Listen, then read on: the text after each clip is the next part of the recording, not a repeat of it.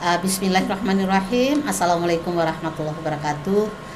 Puji syukur kita panjatkan kehadirat Allah, selawat dan salam kita sanjungkan kehadirat Nabi besar Muhammad SAW. Bapak Ibu yang berbahagia, apa kabar pada hari ini? Semoga kita semua dalam keadaan sehat walafiat supaya dapat mengikuti pelatihan pengembangan diri asesor tahun 2022 ini dengan sempurna. Baik Bapak Ibu sekalian, saya perkenalkan diri terlebih dahulu. Nama saya Siti Wahida. Saya adalah anggota BAN SM Provinsi Aceh. Nah, tentunya Bapak Ibu sekalian, sudah siap semua Bapak Ibu untuk kita mulai dalam Zoom meeting ini ya. Oke, baik. Terima kasih. Nah, Bapak Ibu sekalian, materi saya pada hari ini yaitu teknik penggalian data melalui observasi. Nah, tentunya Bapak Ibu, bagi Bapak Ibu semua asesor tidak asing lagi tentunya mengenai bagaimana sih menggali data melalui observasi ini. Nah, tentunya di dalam pelatihan ini kita tidak terlalu banyak.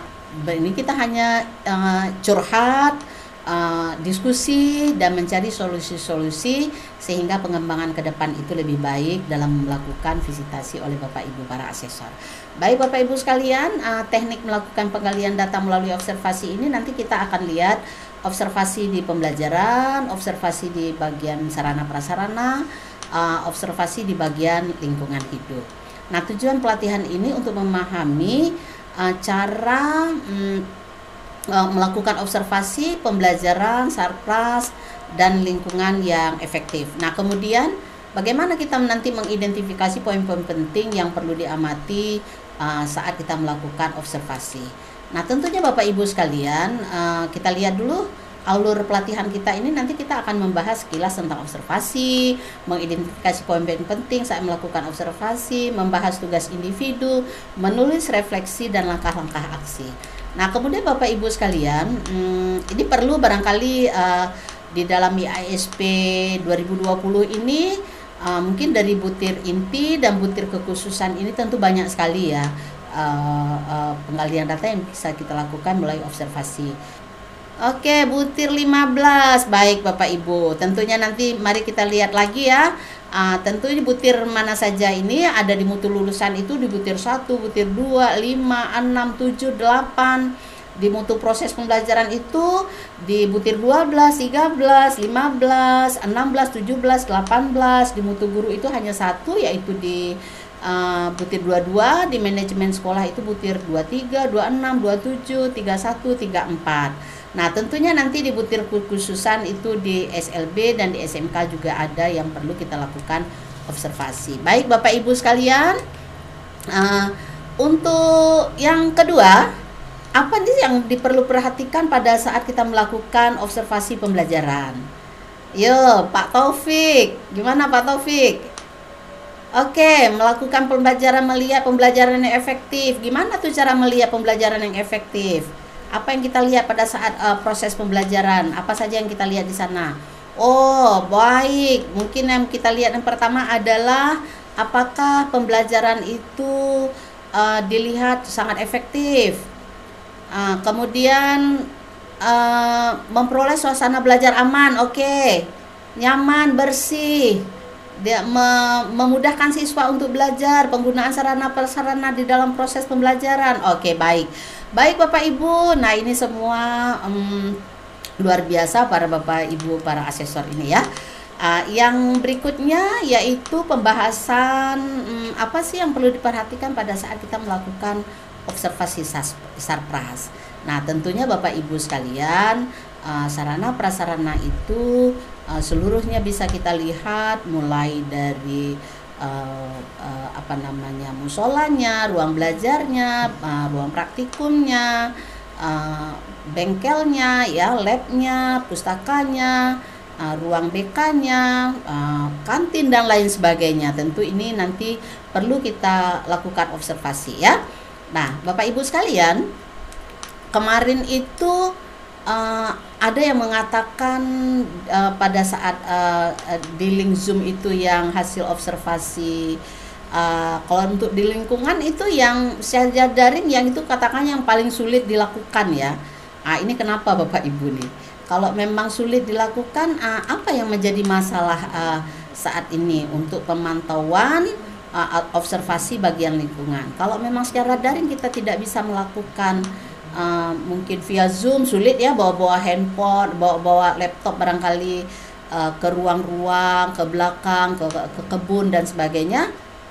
Oke, gimana Pak Makmun? Pak Makmun, ya baik Pak Makmun. Ya pakai video call, baik. Mungkin kalau video call itu lebih mudah ya, karena kita pakai handphone bisa kita bawa kemana-mana tuh langsung bawa ke belakang lagi. Oke, baik Bu Ratna Yulia, baik. Oke, baik. Terima kasih. Nah, ini tentu kita sudah mendapat pencerahan. Kalau itu merasa kita kemarin mungkin sulit, ya mungkin dengan ada cara-cara teknik-teknik yang kita lakukan untuk melakukan evaluasi itu sehingga tidak menyulitkan kita. Nah Bapak Ibu, menurutnya kita lihat kesulitan itu bisa kita lakukan ya, kecuali mungkin jaringan kita yang memang kalau kita pakai Zoom terganggu dengan jaringan, mungkin kita bisa melakukan pakai video call. Baik Bapak Ibu. Nah, aspek-aspek yang sulit diobservasi itu secara daring, yang pertama itu data yang banyak saya peroleh kemarin itu yang mengatakan butir 15, butir 16, ada lagi Pak Taufik, butir 17. Itu kenapa ya butir 17 kok sulit diamati? Ya karena mengamati metode pembelajarannya, melihat secara utuh, sulit mengamati pengelolaan kelas terkait keamanan, kebersihan, kemudahan dalam aktivitas. Nah, tentu di sini Bapak Ibu itu ada trik-trik cara yang harus selesai. Baik, gimana tuh Bu Yusna ini? Bagaimana cara untuk kita amati mengenai penggunaan metode dan strategi? Oke, dan itu kita lihat di dalam pengamatan proses pembelajaran. Baik Bapak Ibu sekalian, mengidentifikasi poin-poin penting ini menjadi tugas Bapak Ibu. Nanti bagaimana Bapak Ibu melihat ini ada di butir 15 ya. Saya akan memberikan tugas kepada Bapak Ibu siswa untuk berpartisipasi aktif dalam belajar dan suasana belajar di kelas dan menyenangkan. Nah, silakan Bapak Ibu lihat aspek-aspek di dalam SP 2020 dan yang perlu diperhatikan saat observasi itu apa saja di antara. Silahkan Bapak Ibu isi di kolom yang sudah kita siapkan ini. Nah, kemudian untuk butir nomor 42 nih. 42, dia pernyataannya itu adalah SMK dan MAK menggunakan prasarana praktik yang memiliki secara efektif dan efisien untuk meningkatkan kualitas proses pembelajaran siswa. Silakan Bapak Ibu lihat aspek-aspek yang diminta di dalam SP itu apa saja, kemudian yang perlu diperhatikan saat observasi apa saja. Oke. Nah, kemudian yang berikutnya butir 27 nih. Butir 27 khusus mengenai lingkungan ya. Bapak Ibu lihat lagi sekolah yang melakukan pembiasaan aman, tertib, bersih, nyaman untuk menciptakan lingkungan sekolah madrasah yang kondusif. Ya, juga silahkan dilihat di aspeknya. Kemudian yang perlu diperhatikan dalam observasi itu apa saja. Nah, Bapak Ibu, saya memberikan tugas untuk mengamati video ini. Silahkan untuk mengamati video beberapa menit Bapak Ibu ya. Silahkan dicatat apa hasil amatan di dalam video ini. Ya. Maka konsentrasi kalian akan terganggu. Paham ya?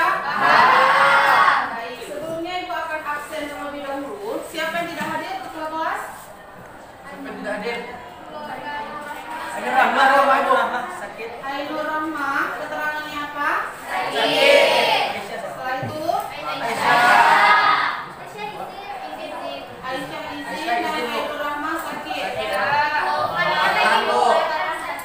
Satu-satu, siapa aja? Ainur Rahma sakit. Ainur Rahma sakit. Setelah itu Aisyah Munirah izin. Setelah itu Taufikulain Farhan sakit. ada 3 orang yang hadir ya. Ya. Kita doakan semoga teman-teman kalian yang sakit diberi kesehatan kepada kalian, Ibu ingin sedikit bercerita tentang pengalaman Ibu tadi pagi sebelum Ibu berangkat ke sekolah. Jadi, sebelum Ibu ke sekolah tadi, Ibu singgah ke ATM dengan tujuan untuk mengambil sejumlah uang untuk keperluan Ibu hari ini. Namun, sampai di ATM tadi, uang Ibu tidak keluar dari mesinnya. Nah, apa anak-anak Ibu tahu penyebab dari gagalnya transaksi Ibu dalam penarikan uang di ATM?